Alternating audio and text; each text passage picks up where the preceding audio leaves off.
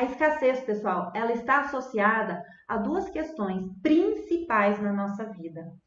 Por que eu falo isso? Tem muitas pessoas que falam assim, eu preciso aprender educação financeira, eu preciso aprender hipnose, eu preciso aprender a fazer a lei da atração, mas eu já faço. Por que o negócio não está indo? Por que o negócio não está fluindo? Existe algo por trás disso tudo. Existe algo maior do que nós. Pri, mas nossa, eu peço para Deus me ajudar, mas Deus não está me ajudando, eu sinto que eu não tenho permissão. Gente, não é sobre isso. Se a gente para pensar, vocês acreditam realmente? Quem aqui tem uma religião?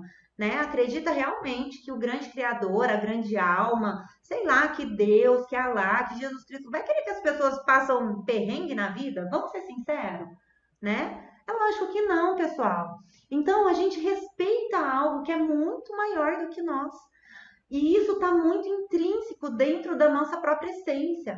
E se a gente não consegue compreender aonde que a nossa essência está nos levando, para onde que ela está olhando, a gente não consegue acessar o nosso verdadeiro eu, entrar em conexão com o Divino Criador. Por isso que muitas pessoas às vezes têm muitas dificuldades. Então, o que eu separei aqui para vocês? Prestem atenção, ela está associada a duas coisas.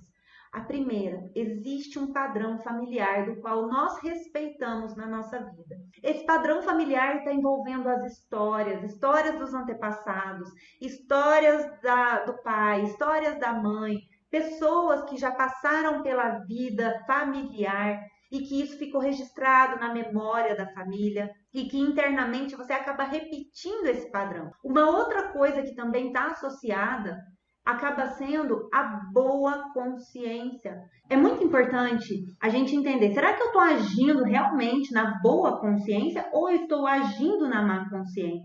Na boa consciência, a gente deixa de agir, porque a gente está sendo bons filhos, porque às vezes a gente vai mexer em memórias internas, das quais vão romper ali um pertencimento pela escassez na família. Então tem muitas pessoas que de repente entram nesse padrão e acabam entrando numa grande dificuldade de conseguir sair. E por que chega essa dificuldade? Porque às vezes fica com medo. Será que eu vou continuar pertencendo à minha família? Mas será que eu vou conseguir? Será que as pessoas vão me amar? O que está acontecendo? O que está por trás disso tudo? Então existe esse padrão familiar, do qual a gente acaba respeitando. Então, gente, presta atenção, se fosse tão fácil assim, se fosse, sabe, tipo, vou fazer dinheiro a partir de agora. Todo mundo tem capacidade de fazer dinheiro, tá? Essa é a realidade. Pri, mas nossa, tem gente que é milionário, né? Então eu tenho que estudar só questões sobre ser milionário, sobre ter dinheiro, sobre guardar dinheiro. Gente, se fosse desse jeito, sinceramente, se a gente parar para pensar, todas as pessoas que trabalham num banco seriam milionárias, não é verdade? Existe algo maior por trás que está impedindo as pessoas de dar um próximo passo. É claro que assim, a cada passo que nós vamos dando, nós vamos percebendo que é um novo desafio. E muitas vezes, quando as pessoas estão para dar esse próximo passo, o que elas fazem? Elas regridem. Elas voltam para trás, porque elas sentem medo, porque é algo muito novo. E fala, meu Deus, e se eu der esse próximo passo, como que vai ser? Como que eu vou me sentir? É aí que as pessoas fazem o quê? Elas param no meio do caminho. E quando param no meio do caminho, volta lá na estaca zero. Fala, não, do jeito que tava, tá bom demais. Eu vou continuar aqui no meu cantinho, vou ficar aqui quietinho, né? Porque eu tenho medo de arriscar, eu tenho medo de dar um próximo passo. Mas por que isso acontece? Porque não consegue se autoconhecer. Quando você se autoconhece, você sabe aonde estão as suas maiores dores. Você sabe se defender. Você sabe passar por cima de algum obstáculo que esteja passando. Então, muitas pessoas, quando elas param no meio do caminho, elas param no meio do processo, o que elas estão fazendo? Elas não estão querendo olhar para a sua própria dor. Elas querem fugir.